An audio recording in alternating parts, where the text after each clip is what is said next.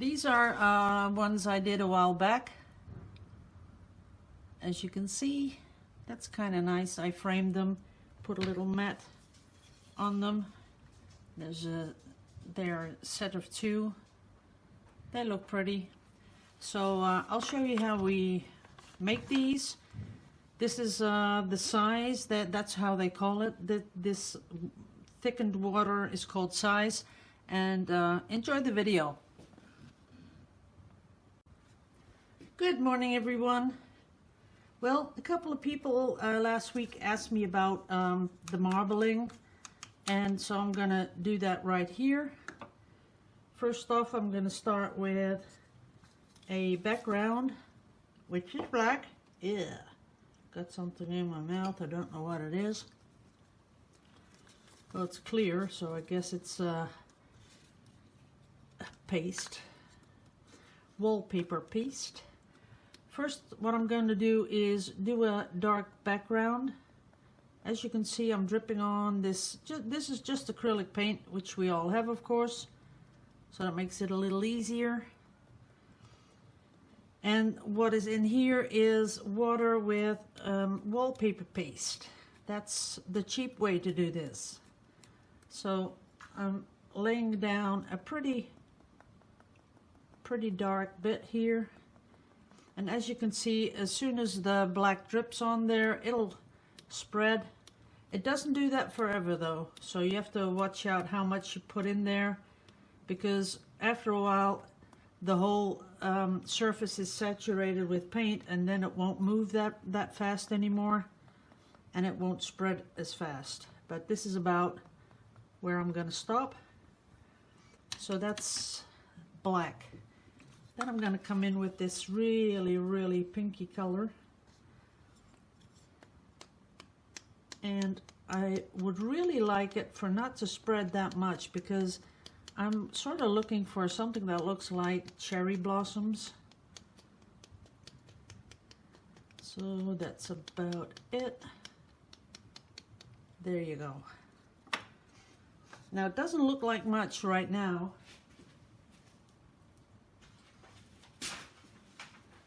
but once I lift it off the surface, you'll see what happens. So we're going to pop that on. We're going to let it soak up a little. I'm using the cheapest printer paper you can find. This is really cheap. There you go. There it is. So now you can see how dark the background is. See here, there's a lot of waste left over. But as you can see, it transfers on there. And here, there's some white in there. You gotta like it. If you don't like it, you have to clean it all off and do it over. But this is something that you could frame. So I'm gonna put this one away.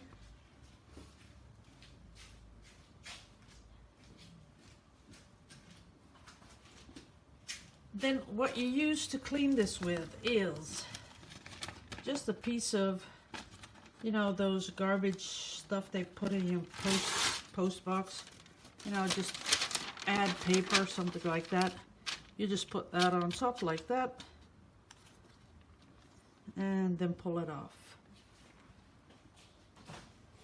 Now this, what you see down here, is already sunk into the bottom, and what you can do is just get one of these and make sure that it's all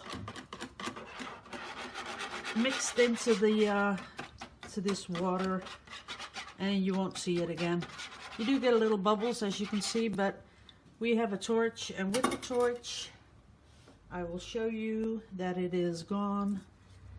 Gotta fill it first. There it is. And with the torch you can just get rid of all these little bubbles. So, and now we have a nice clean base to try this again. This time I'm going to start off with the pink. A lot of pink. There we go. And what you really want is a pig's brush, because this is synthetic, and these are too fine to really let go of the paint. But if you get one of those pig bristles, that'll work. A lot of people use plastic, those ones you get in a broom. They take 12 of those, stick it together, and then they use that. So now we're going to add the black and see what happens. This will work. But I think I'd like a lot of black, just not the little round things. We're going to do a little bit more. Now, this is all pretty much the same that I'm showing you, only this time it's the other way around. It's the pink base, the black on top. What you can also do is, when you have this laying down, you can go through it like this. Just do it really slow.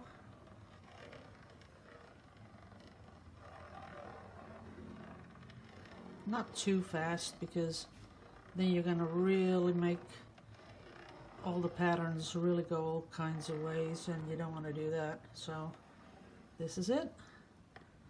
And then maybe just come down and do the same, but maybe just up and down, only from up to down and not back. So there you go. So now we have nice little curves.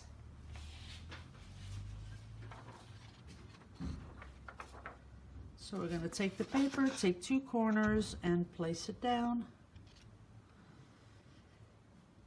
And we'll just wait a little bit and then just pull it over the side like this. And there you have it. See how it transfers to the paper? And I didn't do anything to the paper. Really cheap printed paper picks up acrylic paint really fast. So you can do with this. If you have paper that doesn't pick it up, then you need the alone. That is a sort of aluminium stuff that you put in water. You spray your paper, let it dry, then it picks it up really, really well. But this really works. And of course you can use this for journaling and all kinds of stuff. Now what I'm going to do, I'm going to do just one more, same colors because I don't have another color. And what you do is just take acrylic paint, you thin it with a little bit of water, and then you need some oxgal, and I'll show you that in a bit. But guys, what I was saying, I'm going to put the link to a playlist of all my marbling videos at the end. Here it is, oxgal.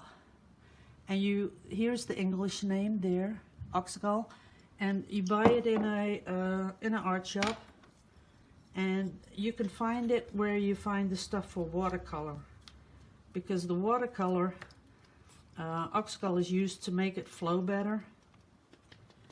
So I'm not going to clean off the surface. I'm going to pack it up with a lot of pink again. And then I'm going to do the black. Here we go, black.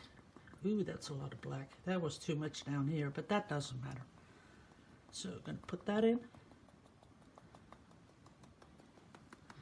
And then what you can do is you take a container, you put in a little bit of water like that, and then you get your oxgal and you put it straight into the water. And you put some in there. That's it. And then I'm going to just water and oxgal, and then I'm going to sprinkle that on top. And what that does, it spreads all the color, and it's going to give me those white dots. Just a little bit more. There it goes. A lot of white dots. And it's going to push all the paint together. That's kind of different. A little bit more. Okay, that's enough.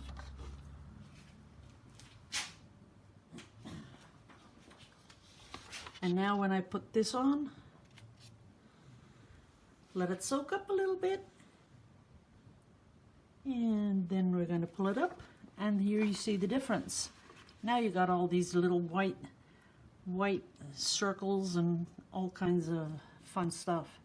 So really you get a lot of effects with just 2 colors, and just by the way that you're putting the paint on, and you're using your oxgall, and how you're just doing anything, or you just manipulate it.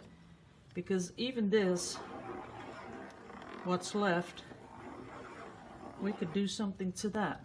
So let's start filling it up again. A lot of paint, because I'm going to stop right here because this is the last one, and I'm going to put the playlist of all these videos in the end, so you can click on it and it'll take you straight to these videos where I explain how you make your water, how you make the colors, where I explain everything. There it is, that's nice. And of course you can use metallics if you want to. I know they're heavy, but it does work. If you're really careful on how you thin it, metallics will work. There you go. And then we're going to do just a little bit of this one to make those holes. And I'll show you one more way to pick it up. Now usually you just put it on top, but if you do this and you wiggle it, and you can't see it here, well you can a little bit, you get these lines. This is not really for this sort of pattern because I had a lot of holes in it, but here you can see those lines coming through, and that's because every time when you put your paper in and you just push it like that and lower it down, it will give you those really nice clean lines. And for all these things I'm showing you guys, there are really names, because this is really an art. There are a lot of people who make this for in books, and I've shown you before what you can do is you can make one of these. All these are just toothpicks on a piece of wood, and then when you have your paint in here, you just go through this and it'll give you this beautiful pattern. And it's a really cheap hobby because we already have all the paints, because we're using that for the pouring. So it's a really cheap hobby. If you buy that wallpaper paste, well, you can make like, without exaggerating, you could make about 50 of these trays with just one package of wallpaper paste. And when you really want to take it up a notch, you go and you do it with carrageenan.